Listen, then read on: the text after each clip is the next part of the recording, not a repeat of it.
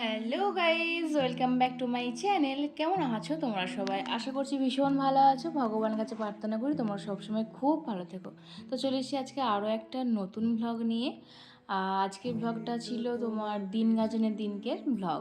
তো সকাল থেকে উঠে পড়েছি। দিদিরা এলে সানার অটো থাকলে একটু সকাল সকালই ঘুম ভেঙে যায়। তো ওই তখন বাজবে 8টা, সাড়ে 8টা, 9টা এরকম কিছুটা সামথিং বাজবে। উঠে পড়েছিলাম। আর সানাও তাই সকাল সকাল উঠে কিন্তু খাতা পেন নিয়ে বসে গেছে। তো আমি বলছি যে তুই এখানে কী করছিস? বলছে আমি এখানে ভূত আঁকছি মিমি, ভূত আঁকছি, তুমি দেখবে। আমি বলছি হ্যাঁ দেখা তো।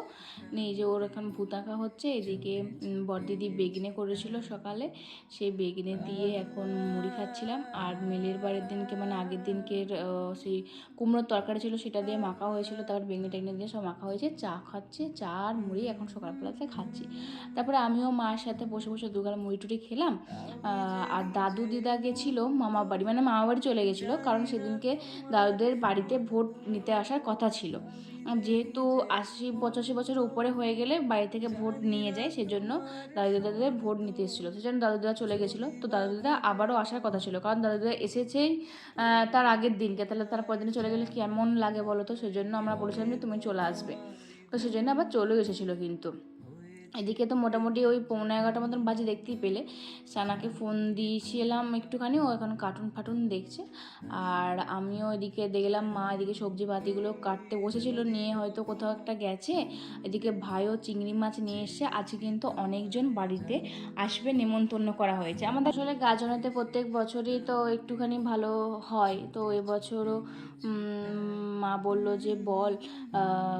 তারপরে মনটাও খারাপ ছিল, কেউ যদি না আসে মনটা খারাপ লাগবে। সেজন্য মাসিমণিদেরকেও বারবার ফোন করে বলা হচ্ছিলো যে এসো এসো, ভাল লাগছে না, কেমন জানি মনটা খারাপ লাগছে। তারপর দাদু দাদাকেও বারবার ফোন করে বলা হচ্ছে, তার জন্য সবাই এসেছে। তো আজকেও সবাই অনেকেই আসবে, মাসিরা তো কেউ আসেনি। তো মাসিদের আজকে আসার কথা আছে, সেজন্য মা আজকে অনেক কিছুই মোটামুটি রান্না করছে আর কি। মাংস আরে তো করা চলবে না এই গাজন করার দিন, সেজন্য একটু মাছেরই ব্যবস্থা করা হচ্ছে। আর আমাদের পুকুরে যেহেতু মাছ ধরানো হয়, সেই মাছ দিয়ে হয়তো কোনো ঝাল বা ঝোল করবে, সেটারই কষানো টষানো হচ্ছে। মাছ ভাজা হয়ে গেছে এদিকে। তারপরে চিংড়ি মাছ এঁচোড় দিয়ে হবে, মানে এঁচোড় চিংড়ি আরে হবে। তারপরে ডাল টালও হচ্ছে দেখলাম। মোটামুটি যা হবে তোমার সাথে শেয়ার করব। আর আমি তো পুরো ঘর দোয়ার ঝাঁট মোছা করে দিয়েছি, বেশ পরিষ্কার লাগছে, সেটা তোমার সাথে দেখালাম। এদিকে দেখো দাদু দিদা এসে গেছে, দাদু দিদা সবাই কিন্তু স্নান করে নিয়েছে। আর সানা বুড়িও আমাদের স্নান করে রেডি হয়ে গেছে। তারপরে উনি লাফাচ্ছেন, মানে একবারও স্থির নেই, হাতে পায়ের বিরাম নেই। যতক্ষণ জেগে থাকবে ততক্ষণ চলতেই থাকে, এরকম অঙ্গি ভঙ্গি বাঁকা টেরা হেন তেন সবসময় ওর মানে লেগেছে, লাফান ঝাপান মানে অল টাইম। দিদি ভাইয়ের সবসময় লেগেই আছে। তো যাই হোক, তারপরে এদিকে ব্রাহ্মণমশাই চলে এসেছে। সেদিনে আমাদের ছিল হাতে তোলা। যদিও ভিডিওগুলো অনেক দিন পর পোস্ট করছি, কিন্তু কিছু করার নেই। আমার শরীরটা দিন দিন ভীষণ পরিমাণে খারাপ হয়ে যাচ্ছে। হঠাৎ যে কী হয়ে যাচ্ছে কে জানে, বুঝতেই পারছি না। অক্ষয় তৃতীয়ার আগের দিনকে এমন অবস্থা আমার হঠাৎ করে খারাপ হয়ে গেছে। দুপুরে ভাত খাওয়ার পরে হঠাৎ মাথাটা এমন ধরে গেছে, মানে চিন্তা করা যাবে না। মাথা ফাথা আমি কিছু তুলতে পারছি না, পুরো মুখমণ্ডলটা আমার যেন কীরকম হয়ে গেছিলো, মানে ভীষণ অবস্থা খারাপ হয়েছে। তার আধ ঘন্টা পরেই আমার এত গুড়গুড়িয়ে জ্বর এসছে, আমার এত ওই গরমের মধ্যেও শীত করছে। দুটো কাঁথা চাপা দিয়েও আমাকে শীতে আমি থাকতে পারছিলাম না, এত শীত করছিল। মানে ভীষণ অবস্থা খারাপ ছিল। সেগুলো নয় সব পরের ব্লগে বলবো। আজকে ব্লগটাতে আর বলছি না কিছু। সুন্দর ব্লগ সুন্দরভাবেই থাকুক, বেশি কিছু নষ্ট করতে চাই না। তো যাই হোক, এখন আমি মোটামুটি ভালো আছি। দিদি আরে সবাই চলে এসেছিলো, ডাক্তার ভাত দেখানো হলো, মানে ভীষণ ভয় পেয়ে গেছিলাম। এখন মোটামুটি ঠিক আছি। তারপর এদিকে তো বড়দিদি মাকে হেল্প করছিল, একটু চিংড়ি মাছগুলো ছাড়িয়ে দিচ্ছিলো। মানে চিংড়ি মাছের থেকে চিংড়ি খোলাগুলো বেশি হয়ে গেছে, তুমি দেখো একবার কত খোলা নষ্ট। চিংড়ি মাছ এইটুকু বেরিয়েছে, আর খোলা বাপরে বাপ। তাই ভাই বলছিল যে খোলাগুলো রেখে দে, আমি খোলা বাটা দিয়ে একটা খুব সুন্দর রেসিপি তৈরি করব, কিন্তু মা করতে দেয়নি। 1,000 years later. তো যাই হোক, মোটামুটি তো রান্না ওইদিকে মোটামুটি হয়েই গেছে। 7 ঘন্টা হচ্ছিলো, দেখতেই পেলাম। তারপরে সবাই মিলে স্নান টান করে নিয়েছি। আর আমার সেই সময় সেই গাজন ঘটার দিন এত শরীর খারাপ ছিল, মানে পিরিয়ডস হয়েছিল, তো সেই জন্য পেটের যন্ত্রণা ভীষণ পরিমাণে, উঠতে বসতে পারছিলাম না। যতটুকু ভালো হচ্ছিলাম ততটুকু কাজ করছিলাম, দেন আবারও জল গরম নিয়ে বসে পড়ছিলাম। তো একটা তারই মধ্যে জল গরম নিচ্ছিলাম, তখনই একটা পার্সেল এসেছিলো।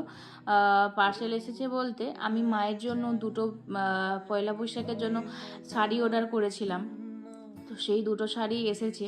তো আরেকটা শাড়িও এসেছিলো, সেটা দেখানো হয়নি। এই একটা শাড়ি এসছে, শাড়িগুলো কিন্তু খুবই সুন্দর এসছে, মানে খুবই সুন্দর বলতে খুবই সুন্দর, এত সুন্দর আসবে আর আমার যে চয়েসটা এত ভালো হবে আমি বুঝতেই পারিনি। আর মায়ের, দিদিদের সবার ভীষণ পছন্দ হয়েছে। আমি কটনের শাড়ি নিয়েছিলাম, তবে শাড়িগুলো কটন লিনেনের এসেছে। শুধু কটনটা এলে আরও বেশি ভালো হতো, কটন লাইলিন বা লিলেন কিছু একটা এসেছে এরকম টাইপ। তো যাই হোক, শাড়ির প্রিন্টগুলো কিন্তু খুবই সুন্দর ছিল। তারপর তো সানাকে বড়দিদি খাইয়ে দিল, আর তাই করতে করতে আমার সব ভাইয়েরা এসে গেল, মামার ছেলেরা আর কি। আমার ছোটো মামার ছেলে অনি, আমার দেউ মামার ছেলে রনি, সবাই এসে গেছে। আর সানা তো সেগুলো এত লজ্জা পেয়েছে, প্রথম প্রথম তো কোনো কথা বলবে না, কারোর কাছে যাবেও না, কিছু না। আর এখনও একটু এরকমই হয়ে গেছে, কারোর কাছে যেতে চাইছে না। আসলে সবাইকে চিনে গেছে তো, আগে কাউকে চিনতো না বলে সবার কাছে চলে যেত। আর এখন মা ছাড়া যেন কিছুই বোঝে না, আমাদের খুব মাঝে মাঝে চিনতে পারে না, এরকম ব্যাপার। তো কিটক্যাট, ডেয়ারি মিল্ক সব কিছু পেয়ে গেলাম, দিয়েছে। তারপরে আমাদের এসে গেছে ভদ্রবাবু। তো ভদ্রবাবুকে দেখে সানা একটুখানি লজ্জা পায়, তারপরে কিন্তু মশাই মশাই করে ঠিক ওর কাছে চলে যায়। মানে ওকে, ওর কোলেতে কোনো অসুবিধা নেই, ওর কোলকে চলে যায়, কারোর কোলে যাক না যাক মশাইয়ের কোলকে ঠিকই চলে যায়। মশাই খুবই মানে মশাইকে খুবই ভালোবাসে আর কি, ও মশাইকে ভালোবাসে, মশাইও খুব ভালোবাসে, মেজো মশাইও তাই, ছোটো মশাইও তাই। তো যাই হোক, এদিকে তো অনেকক্ষণ বসে বসে করার পর আমি কোল্ড ড্রিঙ্কস আরে দিয়েছিলাম, সেসব ভিডিও আর করা হয়নি, বসে বসে গল্প টল্প করলাম। বললাম না আজকে একটু নেমন্তন্ন করেছিলাম, আজকে সবাইকে নেমন্তন্ন করা হয়েছে, মা সবাইকে বলেছিল। তো যাই হোক, তারপর তো বেশি বকবক না করে সবাইকে খেতে বসে করে দিয়েছিলাম, কারণ আরও তো অনেকে আসবে সেই কারণে। তো দুটো ভাই বসে পড়েছে, মিস্টার ভদ্রকেও বসিয়ে দিয়েছি। মোটামুটি আজকে মেনুতে ছিল ভাত, শাক ঘন্ট, মুগের ডাল, মাছের মাথা দিয়ে, এঁচোড় চিংড়ি, মাছের ঝোল। বেশি ভাজাভুজি করতে বারণ করেছিলাম, কারণ ওরা কেউ খাবে না সেজন্য। আর ছিল আমের চাটনি, দই, আর মিস্টার ভদ্র এনেছিল অনেক রকমের আইসক্রিম, তারপরে কুরকুরে, চিপস আনার জন্য প্রচুর, সেগুলো আর দেখানো হয়নি, সেগুলো সব খাবার শেষে দেওয়া হয়েছিল। তো এই আর কি, সবাই বলছে খাবার নাকি রান্না খুব ভালো হয়েছে। আর এই যে কটা বাজছে দেখো, 4টে বাজছে, তখন এদের আসার সময় হয়েছে। তো ওদেরকে কোল্ড ড্রিঙ্কস, আইসক্রিম দিলাম, ওদের খাওয়া দাওয়া এখন মোটামুটি কমপ্লিট, ওদের এই আসার সময় হয়েছে, ওরা একবারে রেস্ট নেবে। আর আমিও আজকে ভিডিওটা এখানে শেষ করলাম, প্রথম পার্টটা। দ্বিতীয় পার্টটা পরের ব্লগে রাখবো। আজকে ব্লগটা কেমন হচ্ছে তোমরা অবশ্যই জানিও, ভালো লাগলে লাইক কমেন্ট শেয়ার করে দিও। বাই।